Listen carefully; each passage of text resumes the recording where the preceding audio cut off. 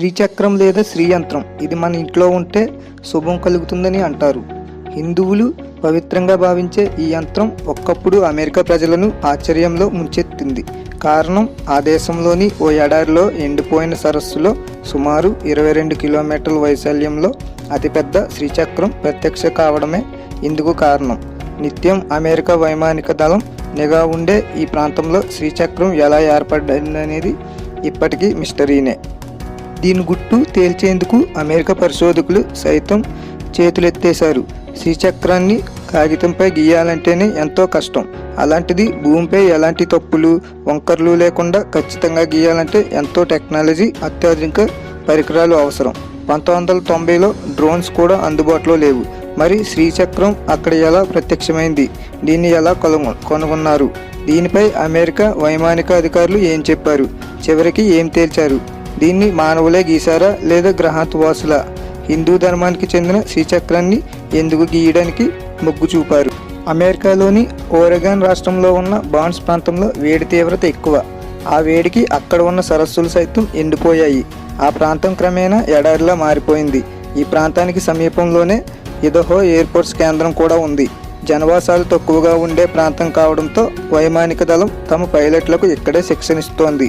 ఇందులో భాగం నిత్యం బాన్స్ ప్రాంతం మీదుగా వైమానిక విమానాలు చక్కర్లు కొడుతూ ఉంటాయి. అయితే వారికి ఏ రోజు అక్కడ శ్రీచక్రం కనిపించలేదు. పైగా అక్కడ ఉండే వేడికి ఆ ప్రాంతంలో మనుషులు పనిగట్టుకుని అంత పెద్ద శ్రీచక్రాన్ని గీయడం అంటే మాటలు కాదు. నిత్యం నిఘా ఉండే ఆ ప్రాంతంలోకి అత్యాధునిక పరికరాలను తీసుకెళ్లే అవకాశం కూడా లేదు. 1990లో అకస్మాత్తుగా ప్రత్యక్షం. భూమి మీద నుంచి చూస్తే ఎవరికి అది శ్రీచక్రం అనిపించదు. కేవలం విమానాల్లో వెళ్లే వారికే అది కనిపిస్తుంది. ఓ రోజు ఇదహో నేషనల్ ఎయిర్ఫోర్స్కు చెందిన పైలట్ బిల్ మిల్లర్ ఆగస్టు 10న విమానంలో శిక్షణ పొందుతున్న సమయంలో ఎన్నడూ కనిపించని ఆకారం కనిపించింది. అతిపెద్ద చతురస్రంలో పెద్ద వృత్తం, త్రిభుజాకారంలో ఉన్న గీతలు చూసి మిల్లర్ ఆశ్చర్యపోయాడు. పైగా అరగంట క్రితం అతడు అటువైపే తిరిగాడు. కానీ ఆ సమయంలో ఆ ఆకారం కనిపించలేదు. ఇంతలో ఏమైందనేది అతడికి ఏమీ అర్థం కాలేదు. భూమిపై అనుమానాస్పదంగా ఏం కనిపించినా వెంటనే సమాచారం ఇవ్వాలి. దీంతో బిల్ వెంటనే కంట్రోల్ రూమ్కు ఈ విషయం చెప్పాడు. అది ఎండిపోయిన సరస్సు ప్రాంతం కావడంతో అక్కడ జంతువులు తిరిగి ఏవో ఆకారాలు వచ్చి ఉంటాయలే అని అధికారులు అనుకున్నారు. బిల్ పంపిన ఫోటోలను చూసిన అధికారులకు నోట మాట రాలేదు. దాని గురించి తెలుసుకోవడానికి ప్రత్యేక బృందం అక్కడికి చేరుకుంది. ఆ శ్రీచక్రాన్ని సాధారణంగా చూడలేం. కేవలం 9000 అడుగుల ఎత్తు నుంచే అది స్పష్టంగా కనిపిస్తుంది. దగ్గర నుంచి చూస్తే ఏవో గీతల్లా అనిపిస్తుంది. బిల్ ప్రయాణించడానికి కొద్ది క్షణాల ముందే ఇదహో నేషనల్ ఎయిర్ గార్డ్ పైలట్లు కూడా ఆ మార్గంలో ప్రయాణించారు. వారికి కూడా అవి కనిపించలేదు. ఇంతలోనే ఆ ఆకారం ఎలా వచ్చిందనేది అధికారులకు అర్థం కాలేదు.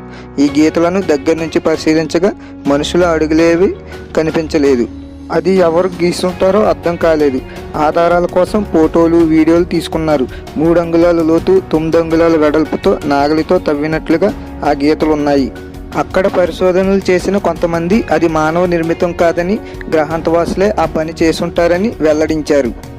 అది గీసినది గ్రహాంతవాసులైతే హిందూ ధర్మానికి చెందిన శ్రీచక్రాన్ని ఎందుకు ఎంచుకున్నారనేది మరో అంతుచిక్కని ప్రశ్నగా మారింది.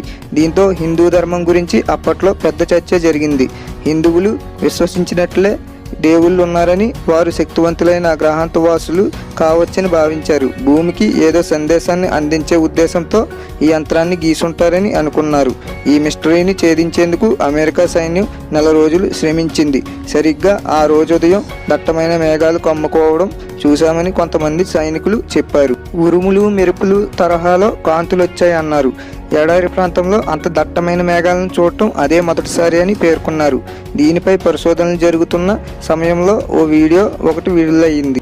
ఆ వీడియోలో ఓ బృందం కర్రలు, సైకిల్ చక్రాన్ని వాడుతూ సరస్సులో శ్రీచక్రాన్ని గీస్తున్నట్లుగా ఆ వీడియోలో ఉంది. అయితే అది ఫేక్ వీడియో అని, ఆ క్రెడిట్ తమ సొంతం చేసుకునేందుకు వాళ్ళు ఈ వీడియోను సృష్టించారని పరిశోధకులు కొట్టిపడేశారు. అది మానవుల వల్ల సాధ్యం కాదని, అంత పెద్ద డిజైన్ను ఖచ్చితంగా అంచనా వేస్తూ 4 మనుషులు అరగంట వ్యవధిలో ఎలా గీస్తారని ప్రశ్నించారు.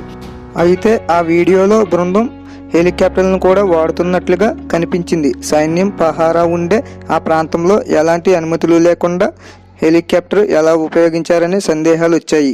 హిందూ ధర్మానికి ప్రచారం కల్పించడం ఇష్టం లేక అమెరికానే ఈ ఫేక్ వీడియో సృష్టించి ఉండవచ్చని వాదించారు. కాలక్రమేణా ఆ శ్రీచక్రం కనిపించకుండా పోయింది. మంచు ఇసుక కమ్మేయడం వల్ల ఆ ప్రాంతంలో శ్రీచక్రం కనుమరుగయ్యింది. అదే సంవత్సరంలో సెప్టెంబర్ 15న ఆ ప్రాంతాన్ని సందర్శించిన ఇద్దరు పరిశోధకులు డాన్ న్యూమాన్, ఎల్లెన్ డెకర్లు కొన్ని ఆసక్తికర విషయాలను వివరించారు. ఆ ప్రాంతంలో ఎలాంటి మిషన్లు, టైర్ మార్కులు కనిపించలేదని తెలిపారు. కేవలం తాము ప్రయాణించిన వాహనం గుర్తులు మాత్రమే అక్కడ కనిపించాయి అన్నారు. అక్కడ నిలుచుని చూస్తుంటే తమకు శ్రీచక్రం కనిపించలేదని, అది కేవలం కొన్ని వందల అడుగుల ఎత్తు నుంచి మాత్రమే స్పష్టంగా కనిపిస్తుందని తెలిపారు. అంత పెద్ద శ్రీచక్రాన్ని గీయాలంటే భారీ సంఖ్యలో తాళ్ళు, యంత్రాలు అవసరం అవుతాయన్నారు. అక్కడ శ్రీ యంత్రాన్ని ఎలా నిర్మించారు, మనుషుల వల్ల సాధ్యమా కాదా అని తెలుసుకోవడానికి పరిశోధకులు ముందుకొచ్చారు. ఇందుకు కనీసం 10 కోట్ల రూపాయల వ్యయం అవుతుందని తెలిపారు. అయితే ప్రభుత్వం ఇందుకు ముందుకు రాలేదు. ఫలితంగా దీనిపై మరింత లోతుగా పరిశోధనలు కొనసాగలేదు.